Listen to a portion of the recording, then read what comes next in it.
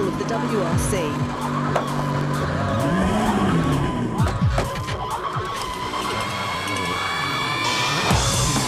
The cars take a pounding on the rocky roads.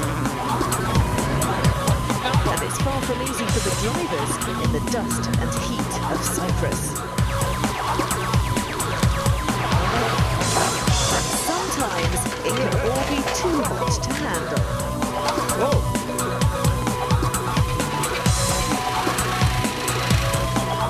Last year, Sebastian Loeb rose above all these difficulties to claim victory. If he repeats the feat this year, and his nearest rival Marcus Rombom struggles, he'll be celebrating more than just a rally win. He could win the championship here. Everything is possible at the moment, but for that I would have to score more, 8 points more than Marcus, and that's not possible if Marcus has no trouble. But Grönholm, second in the 2006 title race, isn't ready to give up just yet.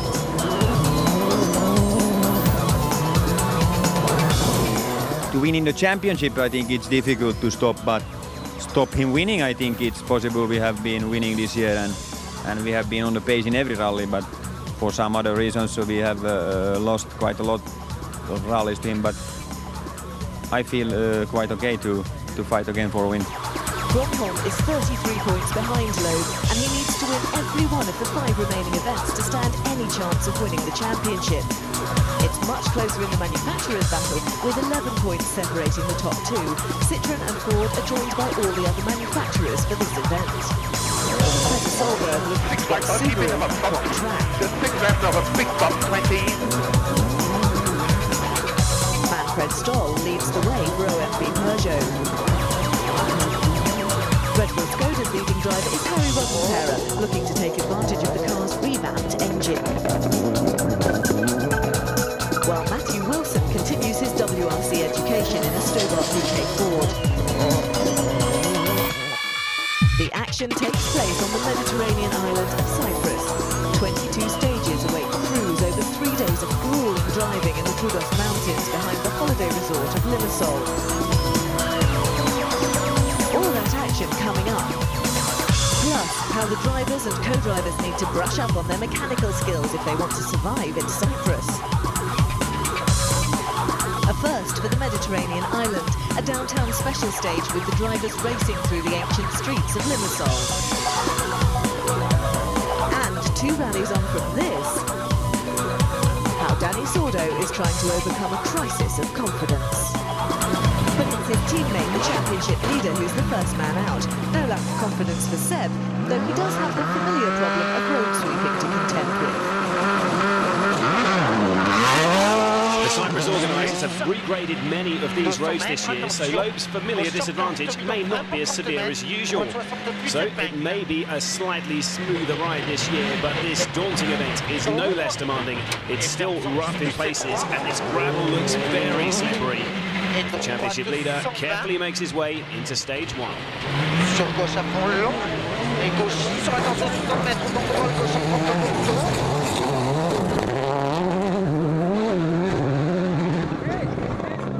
Marcus Grönholm is ready and waiting on the start line.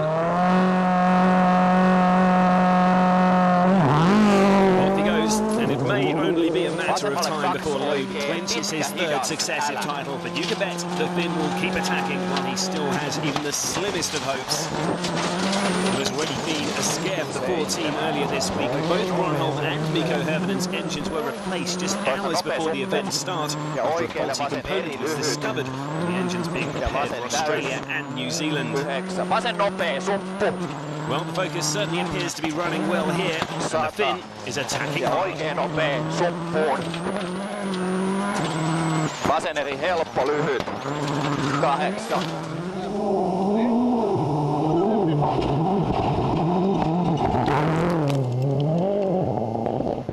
Back with Loeb now as he bears down on the finish.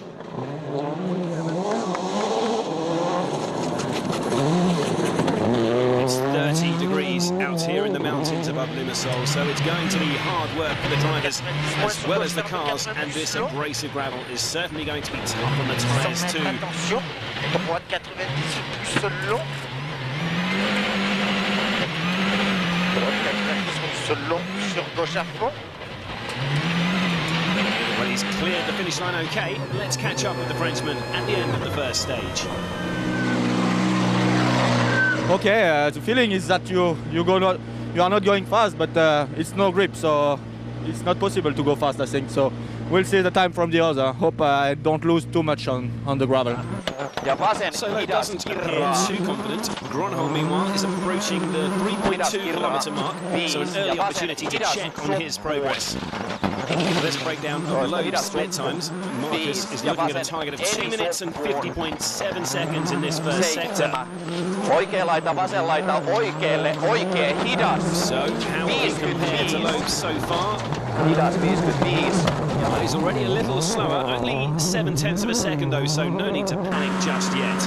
Back at the start line, and it's Spanish sensation Dani Sordo's turn to depart.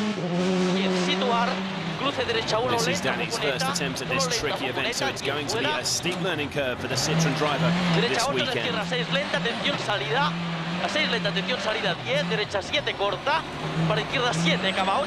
have a quick look at the top 3 drivers in this year's championship off the start together. And it was a good start from Dani there. He struggled to regain his confidence after a huge crash in Finland, so perhaps a sign that the Spaniard is beginning to get back up to speed here. Back to Ford's number 1, and Gronholm will be aware that he was a little slower through the first few kilometres. Has he been able to respond to Loeb's pace? 8 ja vasen hidas kirraa. Toista 8, vasen hidas kirraa. He's rapidly closing on the 5.6 kilometre split time now. And comparing the two again with Virtual Spectator, Gronholm's just ahead with a late surge from the world champion. It's going to be very tight here. Wow, they're dead level, and as we've seen time and time again this year, it's another terrific battle in prospect between these two double world champions.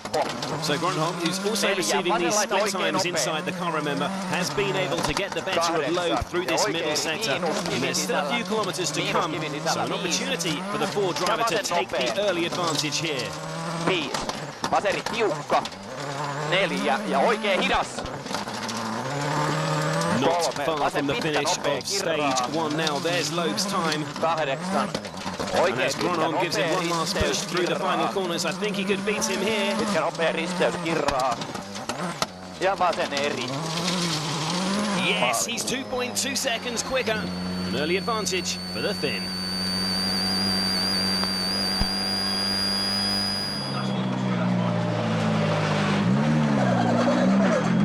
2.2 quicker than Sebastian, so it's good for you? Okay, it's not much, but it's yeah, it's okay. Good start. It's better than being 2.2 slower. Exactly. Dani Sordo, meanwhile, has fallen off the pace after that strong burst of speed off the start line. He's losing out to the leaders after the first split time, but he is quicker than Mikko Hirvonen. Closing on the second marker now, and he's still slower than Gronholm and Loeb. Now 3.8 seconds off their times to this point. It doesn't seem like much, but on this final second of the stage, let's pull back from Dani with Virtual Spectator to see how that time relates to distance. So, as we join Hirvonen, he's got some work to do here. The Finn is just 8 points behind Sordo's 3rd place in the Drivers' Championship, and there's also a Manufacturers' Championship to fight for, of course. Ford steadily closing on Kronos Citroën, so a lot at stake here. He's pushing hard. Here comes his time compared to Sordo. Oh, and he's quicker. A terrific run through the final sector. He's 1.9 seconds faster. But Hirvonen is eventually pushed down to 4th by Tony Gardemeister. The privateer putting in a great performance to take 3rd place overall. So here's confirmation. Hirvonen behind his fellow Finn Gardemeister, with Ford number 1 Marcus Gronholm currently number 1 on the leaderboard. Chevy Pons back after 2 rallies absence is 5th, while Dani Sordo, nominated for manufacturer's points, is down in 7th place. The order of the top 2 remains unchanged through the rest of the morning. Marcus Gronholm wins stage 2, extending his lead over Loeb to more than 6 seconds.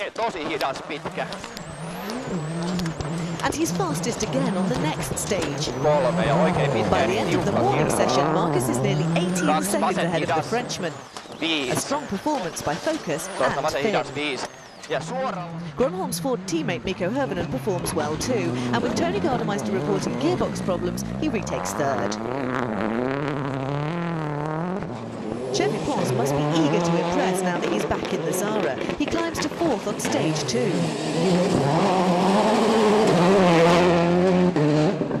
But on stage 3... Rasante de Esquerra. No! Chevy clearly upset, and poor old Carlos Del Barrio gets the blame. They drop to 11th. He's spun the car and the front two wheels are stuck in a ditch.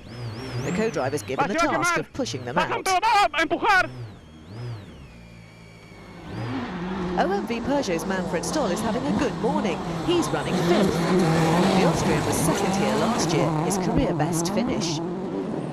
Fresh from his best result of the season, 4th in Japan, Chris Atkinson is 6th at this early stage. His Subaru's suffering some traction problems.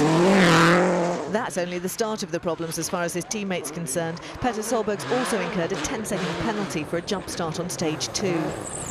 The morning ends on a positive note with the fastest time on stage 4, but it doesn't appear to cheer the Norwegian. What can I say? We have so many problems, so I can't think about anything else. It's overheating through almost the whole stage, but I know no traction. 0 traction on the front. Same as lost the rear brakes and... He's not the only one with difficulties, of course. Danny Sordo's engine stopped briefly mid-stage, but it started up again and he's currently 8th. Harry Rovanpera's engine stopped too, but his wouldn't restart, nor would teammate Andreas Eigner's.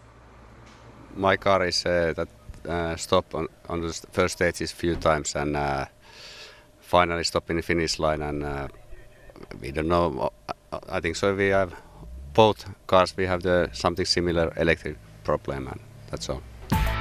Harry and Andreas won't restart tomorrow. No Red Bull Skodas on the leaderboard then. Ford and of course Citroën well represented.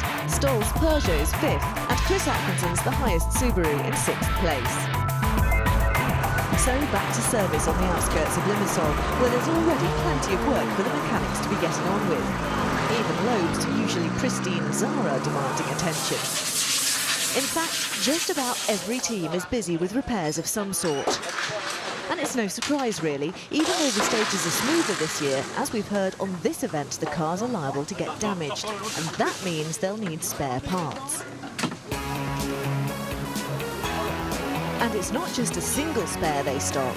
For example, for each car they'll bring 2 bonnets, 16 brake discs, 4 sump guards, 3 radiator assemblies, 8 air filters, 2 steering arms, 2 rear cross members, 2 sets of dampers, and 45 tyres. Though the mechanics bear the brunt of the work, if something happens between stages, it's the drivers who'll get their hands dirty. The teams do everything they can to ensure the drivers have a basic understanding of what to do through training before the season starts at the Team HQ. Yeah, we're getting good. We've tried it a few times, so it's not a problem. You've got to get the sump guard off and things like that, but got the right tools with us, and generally if there's enough time we can do it. And the teams also provide their own manual. The co-driver carries a manual of all different aspects on the car, which is something that we've worked on over the years with the engineers and people like that and the technicians.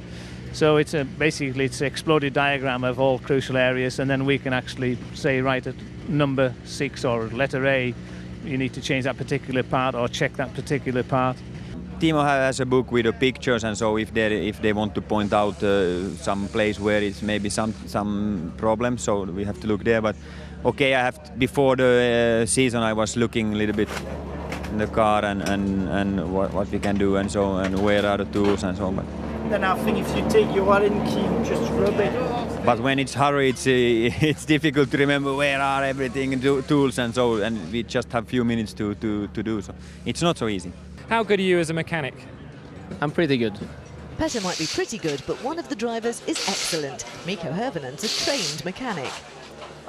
It depends what breaks, but the thing is that for me it's normal just to go and do some work on a car quickly, so I don't kind of panic. It's just, that's the thing. I think I know what to do, and at least I can get the right tools, and I have an idea what should I do to make the car work. It's a different thing, can I do it on the road, but at least I have an idea which way to go.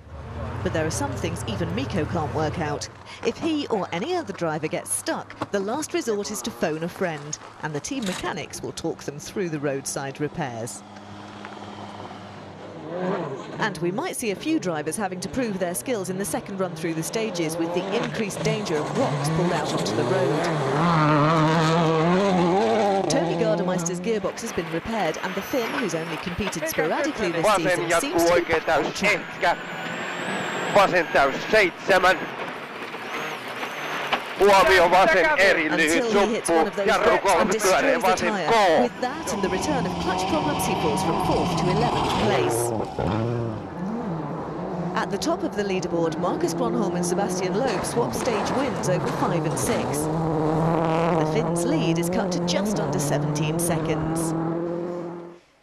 Mikko Hirvonen's third place is no longer under any threat from Gardemeister. Manfred Stoll is now 4th, 18 seconds behind the Finn. Let's go straight back to the action and join Paul King at the start of stage 7.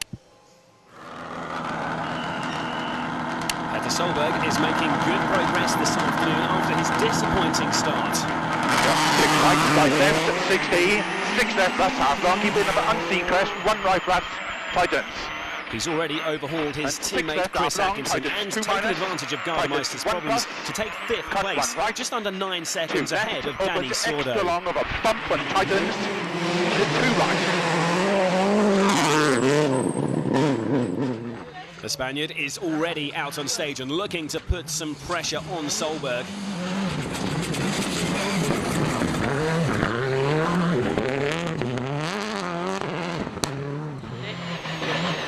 But something's wrong here, some worrying noises coming from the engine. It's got no power at all and is reduced to crawling through the stage. With disqualification in Japan, this could be disaster for the Citroën driver. So the pressure from behind looks like it could be relieved for Petter Solberg. Double tightens. Yeah. Oh no, but now Petter's hit problems too. Tight head in left. Unbelievable, the Norwegian's run of miserable luck is showing no sign of letting up. There is a serious transmission failure and he's unable to get the Impreza into gear. 1. No problem with the gearbox, we're going slowly, okay? Needs 4 right plus, tightens, 2 minus They've tightens, reported 1 the give in, problem to the Subaru 15. team back at service, and this Short is becoming head in all left, too tightens. familiar. He's slowly grinding to a halt, and what on earth must be going through his mind here?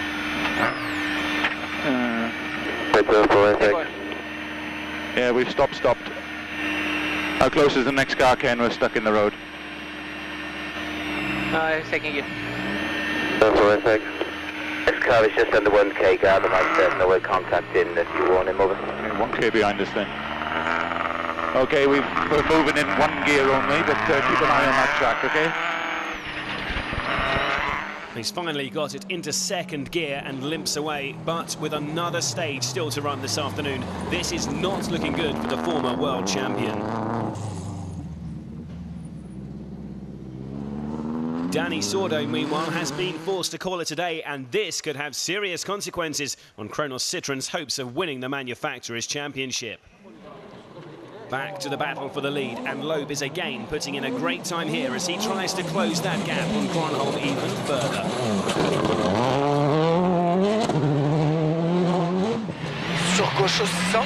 Despite the difficult conditions and numerous potential hazards, it's not preventing Seb from attacking hard here.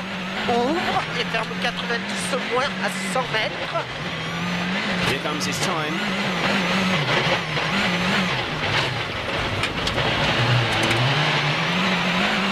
Yes, that's another great effort. 43 seconds better than his first run through this stage earlier today.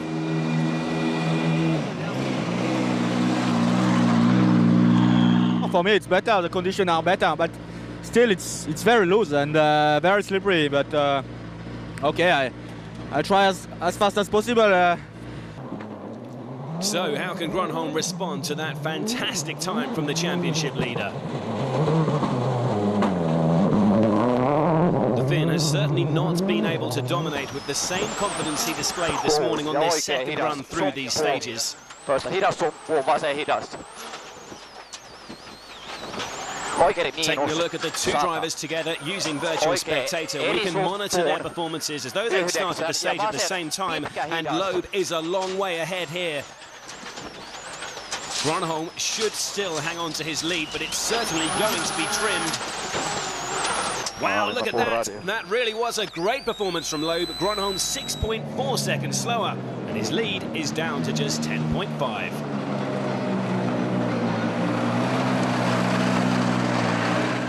I took wrong tires, definitely. I have wide tires and I thought it will clean more, but I was sliding everywhere.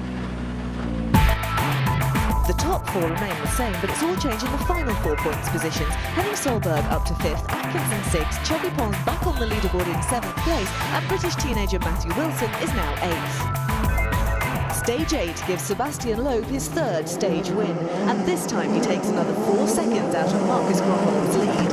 What a battle's in store for day 2. Neither of the top pair have had any real problems today, nor has Henning Solberg, who's running 5th. But he sees his hopes fade with the setting sun, quite literally. He's blinded by the light. He couldn't make out the road ahead. Pace notes may be vital, but without vision, not a chance. The first day ends then with Gronholm's lead cut to less than 6.5 seconds. Matthew Wilson suffered terminal engine problems on the way back to service after stage 8. With him and Henning out, Atkinson's up to 5th, Pons now 6th, Gardemeister 7th, and Argentine Louis Perez Compang is 8th overall. Dawn in Cyprus. All looks peaceful, but amongst the challenges crews face on day 2, the stage where Francois Duval had a big smash last year. After his car burst into flames, Duval's co-driver Stéphane Prévost decided he'd had enough and quit. His confidence battered and shattered, not just by this crash, but by a sequence of bone-jarring incidents in the Citroën. Duval, of course, isn't the only WRC driver to have a number of big smashes. Even though the WRC can boast the best drivers in the world, crashes are a regular occurrence.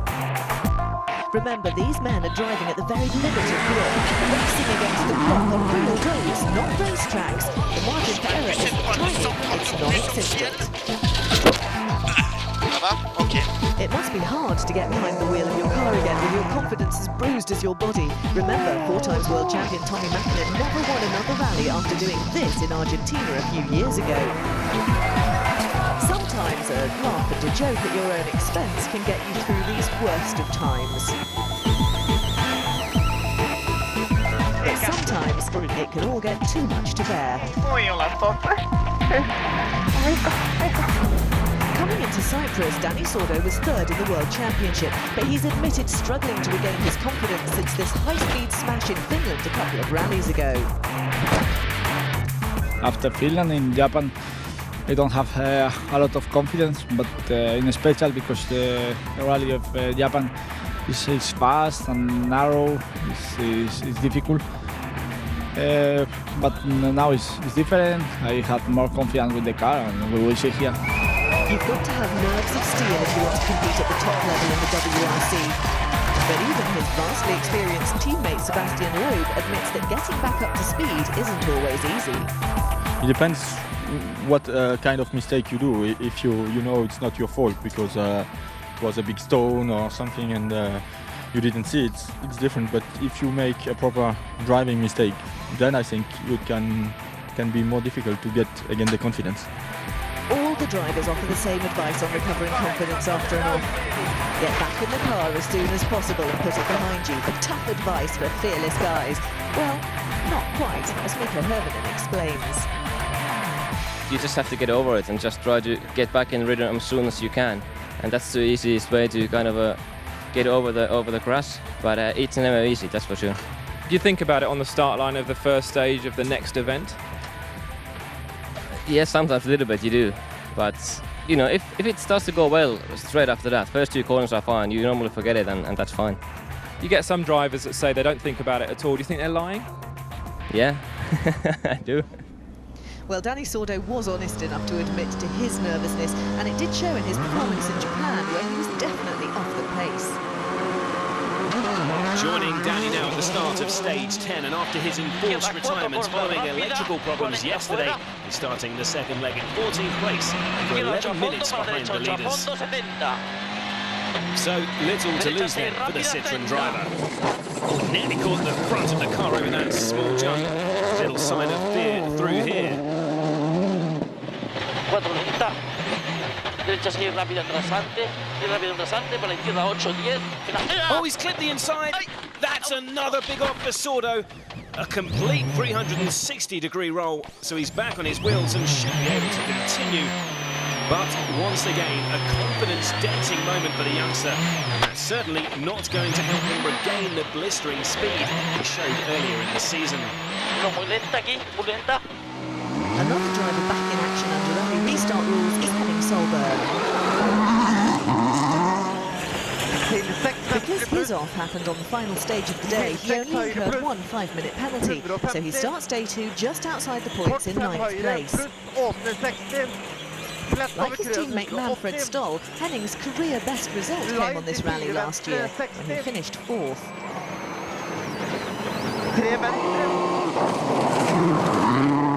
Ahead of Henning, in 8th place, the final point-scoring position is the leading Stobart VK Ford, driven by Luis Perez Compan.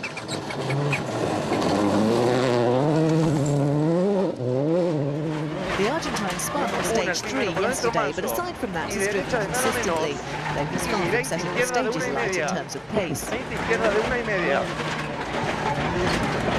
Izquierda de media menos, ojo el piso. By the way, his brother, Jorge, is co-driving for Juan Pablo Reyes in the 3rd Stobart VK Ford, running 23rd.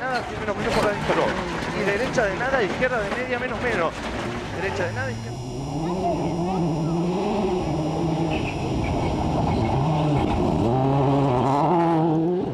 Xavier Pons loses 6th place to Tony Gardemeister on stage 9.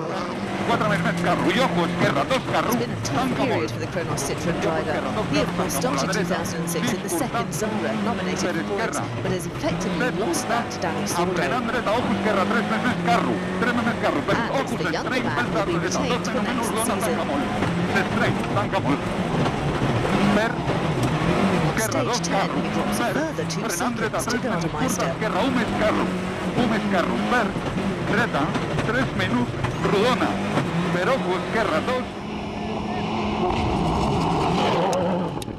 The Finn has shown a remarkable turn of speed on this event. This one's run by Astra Racing. Had it not been for a puncture and gearbox problems yesterday, he could well have been challenging for a podium finish here. The Finn was, of course, a work driver for Ford last year, but it seems he didn't hit the heights the team expected of him. As a privateer here in Cyprus, though, he's definitely impressing. Jatkuu rytky 5. Vasen K, kirra aukeaa And he's eager to keep pulling away from Pons and seems confident of maintaining his position.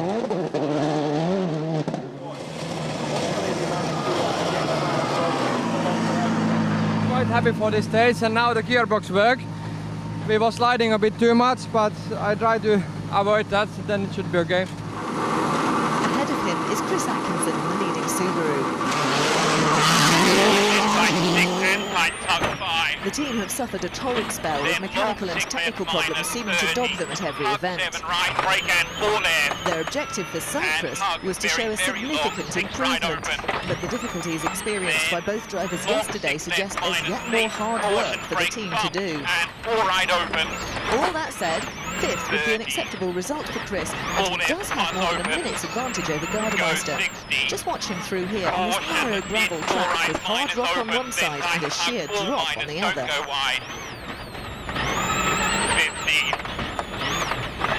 Long 4 left and 4 right opens, then very long 6 left. You can see why in this rally has one of the lowest average speeds in the WRC.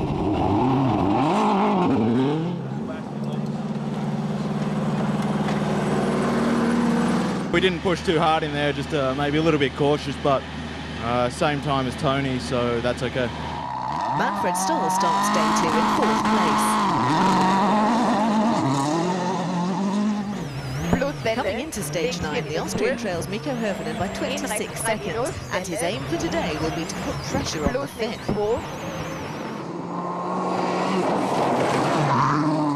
But Hirvonen's determined to stay ahead, and over stages 9 and 10 he stretches his advantage over his rival by another 3 seconds.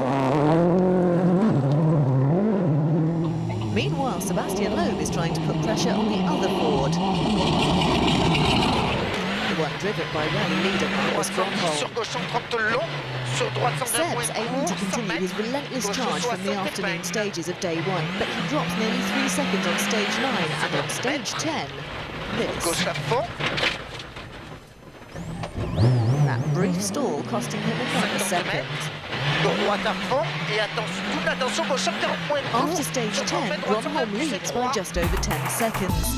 Hirvonen's working to consolidate 3rd place. Stoll in 4th looks safe from attack by 5th place Atkinson, who's also got a healthy lead over Gardemeister. The Finn up to 6th and pulling away from Chevy Pons. So, on to stage 11, the longest of the rally at more than 30 kilometres, and a good chance for Loeb to claw back some time. There is Loeb, and he looked a little bit ragged through there. It's a sign of just how hard the Frenchman's having to push to stay on terms with this man, Marcus Gronholm. Ja vasen eri helppo. 7 vasen tosi hidas pitkä vettä. And the Finn approaches the same slippery corner, and he's a lot smoother through there. Both drivers right on the limit. They seem to be spurring each other on to even greater feats. Such relentless pressure being applied on each other, though you just wonder if one of them is going to push that little bit too hard eventually.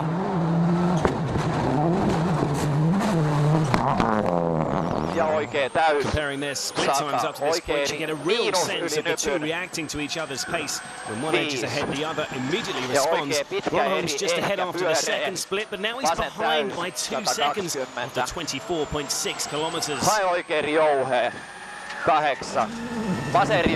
Just a few more corners to come now, and it's going to be incredibly close again here. Comparing the two again with Virtual Spectator, and they're neck and neck, although Loeb seems to have the slight edge. Just 1/10 of a second in it, but that's another stage win for Loeb. The second day of the Cyprus rally. Next up, 3 short stages with a total distance of just over 30 kilometres, similar to the length of that one mammoth Foyne stage we've just seen. Sebastian Loeb is starting to put the pressure back on rally leader Marcus Gronholm, who wins stages 12 and 13. Cutting Gronholm's lead to less than 8 seconds. But Marcus should be used to trying to defend the lead against the fiercely competitive Frenchman. Gronholm has been in this position before, of course, leading rallies and having to fight all the way to keep his French rival at bay. He's attacking hard again here on stage 14. Oh, but he's turned in too early to that left-hander. He's facing sideways on the road. It shouldn't take too long to get back on track. But he did lose around 5 seconds there. Ja oikein tosi hidas. 3. Oikein miinusahdas. Okay, here we go then. Gronholm started the stage with just under 8 seconds in hand on his rival. The Finn needs to better that target time to hold on to his lead. 5 oikein miinusahdas. Ja nyt He's not going to do hidas. it. No, that's not enough. He slips to second for the first time this weekend and now trails by a second. As in Japan, a little error at a crucial moment costing Marcus the lead. Marcus, you've lost the lead, but only just. What happened? No, it was a slow corner, left-hander. Just, you know, small spin and I have to reverse. So, I don't know how much I lost. I think we were a little bit behind already, but maybe, I don't know. But we lost then in the end 9 seconds, which is a little bit too much. 1 second behind Sebastian overall now. What's the plan for the long stage? Are you going to really go for it? Yeah, like normally, what we have done today, so we have to try again. So let's get right back to the battle on that 30-kilometre stage. Well, the world champion is already out on stage. He's got his nose out in front for the first time in this year's Cyprus rally, and that's an ominous sign for Gronholm. As he gets there, Seb is normally unstoppable.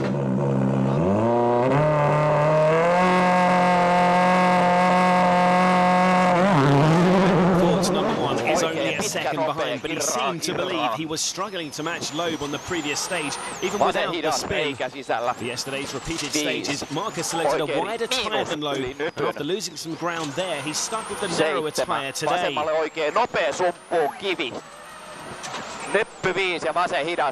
Not long now until the 10.4-kilometre split, and this doesn't look good. No, he's still losing time, already nearly 6 seconds down. Loeb has selected a wider tyre this afternoon, but strangely today it seems to be having the opposite effect. He's clearly quicker here.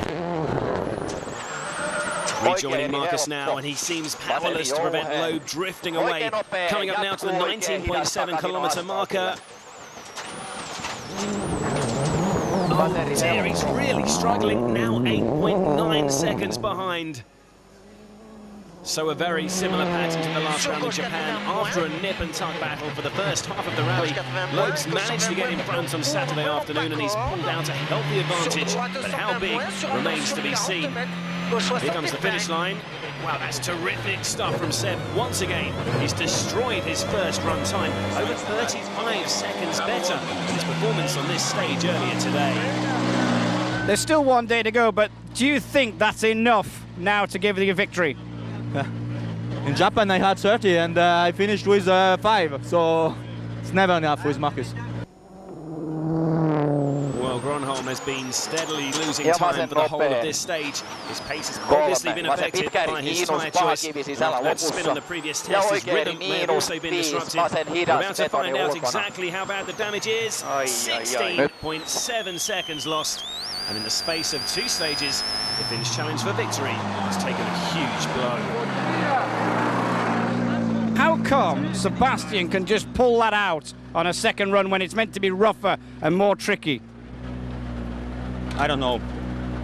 He's always a second round runner, driver. He's not so fast on the first run, but when we repeat, he is going fast.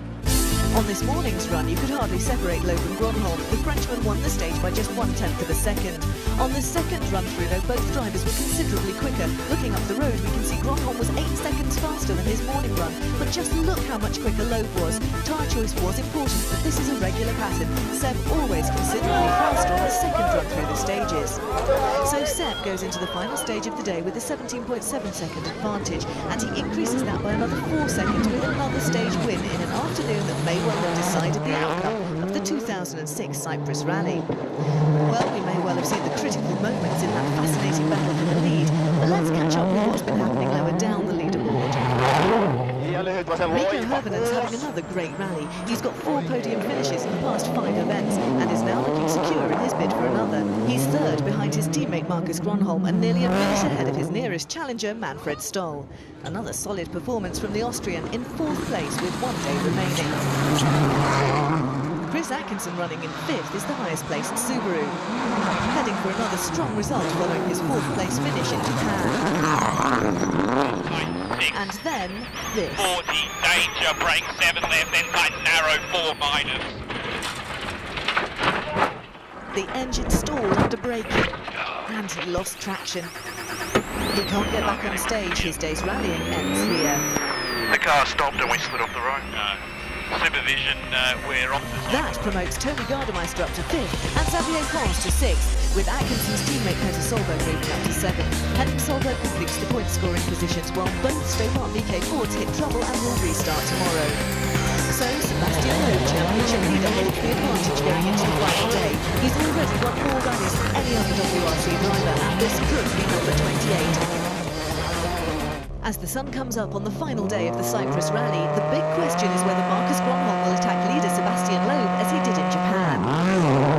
We're about to find out. Remember, Gronholm's team Ford badly need manufacturers' points. They're currently trailing Kronos Citroën by 11, so it might be wiser to consolidate that second place. Very tight, twisty technical section early on this stage here, and Marcus appears to be struggling to find the fastest line. Finn is an aggressive driver, and it's rally wins that get him excited. So his natural instincts to attack may still get the better of him here. He's already picked up a bit of undergrowth somewhere.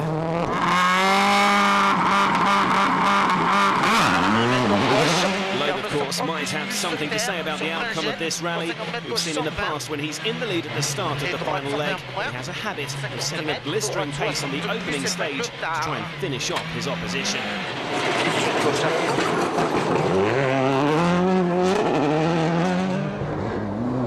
Back with Gronholm now as he nears the flying finish. Put up a valiant effort in the final day in Japan to make up 20 seconds and come so close to catching Loeb.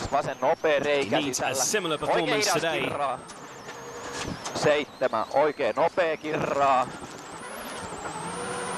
He's cleared the first stage. Let's hear from the Finn to see how he's got on.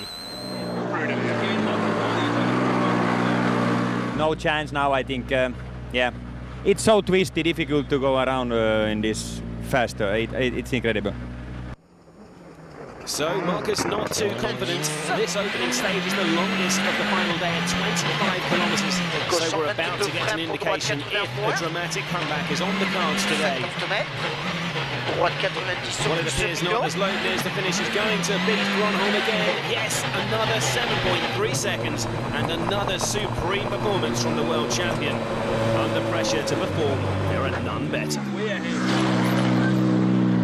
I remember Japan, and I don't want to finish with 5 seconds with a big pressure. So I said, okay, this morning is like yesterday. Fight and no question. No change in the top 4 on that stage as Mikko Hirvonen and Manfred Stoll hold firm in 3rd and 4th place. Marcus wins the next 2 stages, but it's too little too late. Stages 18 and 19 are short, the combined length just over 20 kilometres, and he only manages to take 3.5 seconds out of Loeb. And that isn't enough to threaten the Frenchman.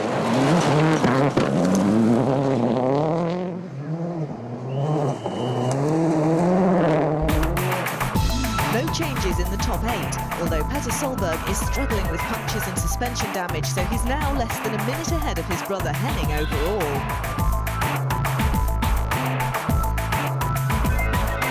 The crews head back to service before the final 3 stages of the rally.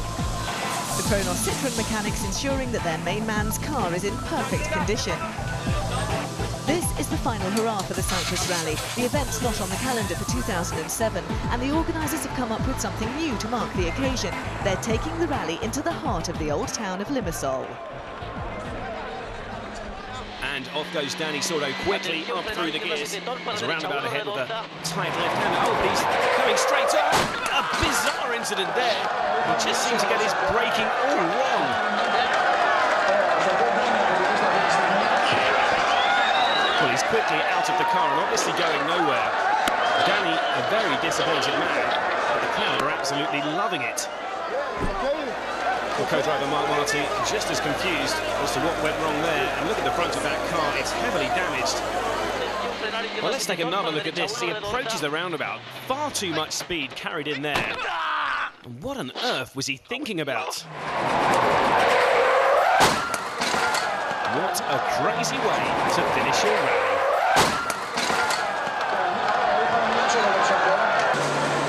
Poor Danny, he must be devastated. He was just regaining his confidence after that off in Japan. The roll yesterday might have knocked it, but that, well, what will that do to the young man's nerves? His team offer all the support and encouragement they can, but he must feel that he just can't get it right. It seems that tarmac expert Sordo, seeing a bit of tarmac road ahead of him, simply forgot his car was set up for gravel. You can see how upset he is. The organisers considered cancelling the stage because of debris from the crash and because the sheer volume of spectators meant safety might be an issue. But in the end they decided to continue, although the times wouldn't count. Instead, this is a real show put on for the spectators. Let's watch Marcus Gronholm. Vasen eri, älä 4 ja vasen hidas risteys tulee heti. And here is the reigning world champion and championship leader. Any sports fan would be thrilled to watch Seb. Already at 32, he's an all-time great. Droite 110 pour le Milon Concorde et gauche 130 pour Milon. This is something for the holidaymakers in Limassol to write home about.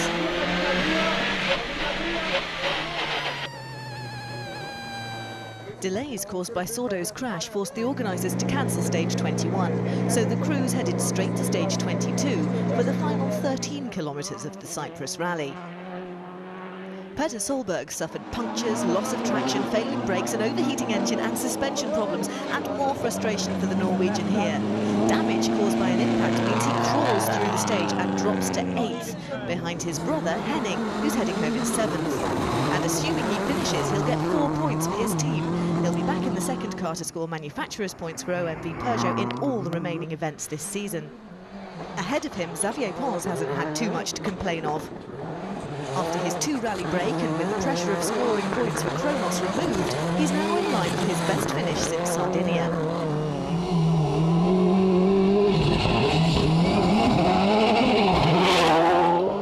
In 5th place, Tony Gardemeister's put in an assured performance. He'll be disappointed that the problems he had on the first day pulled him out of contention for a top 3 finish.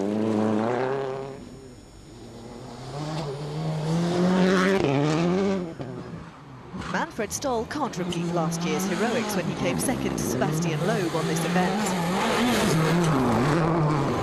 But even so, he continues to perform in solid fashion, and failing a problem between here and the finish line will take his 8th points finish of the season.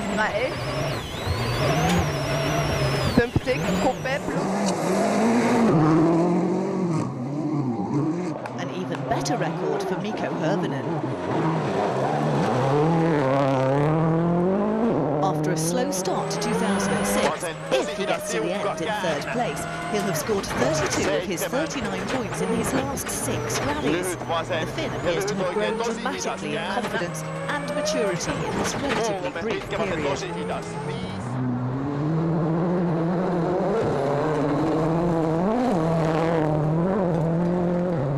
Now here's his Ford teammate Marcus Grönholm.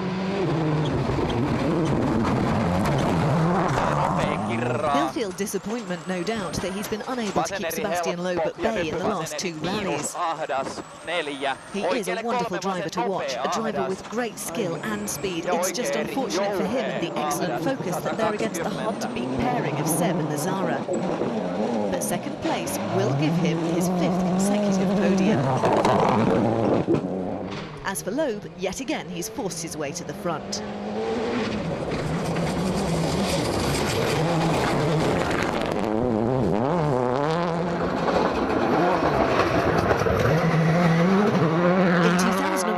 Concentrated on accumulating points through solid finishes and wouldn't always fight for the win with the attendant increased risk of an accident.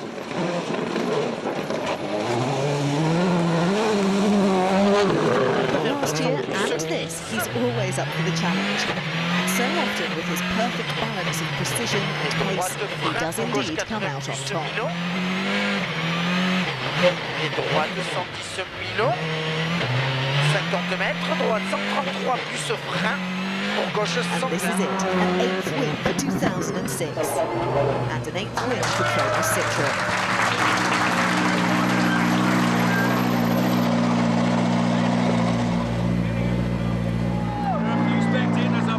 At the moment, life's pretty good, really. It doesn't get much better. I don't think it can go much better, that's true. But the rally begins to be really interesting with Marcus. Every time I have to give everything I can from the start to the end to try to beat him, so it's always very exciting. And drama right down to the wire. On the road section back to service, Chevy Pons retires, and the penalty he incurs means he drops to 7th, while Henning Solberg takes 6th place. Another 6 points for Mikko Hirvonen and 4 for privateer Tony Gardemeister. Petter Solberg takes a single point. The Norwegians scored only 5 altogether in the last 6 events. The fight between Marcus and Seb was unbelievable, and then after we put the pressure on the right time, and then we make the difference regarding the driving from Sebastian and the tired shows we make all together. I mean, it's a great team victory. That's why we're very happy.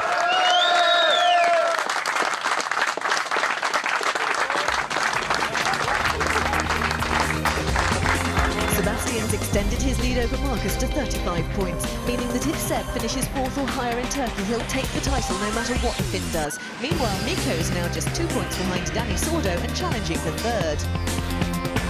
In the Manufacturers' Championship, Ford have closed the margin between themselves and Kronos Citroën to 7 points. we make the short trip to Turkey for the 30th round of the WRC. Sebastian Loeb's won this event for the last 2 years, and he could have a real Turkish delight if he wins the championship there. So join us in Antalya in 2 weeks' time, and until then, all the WRC news and views can be found on WRC.com.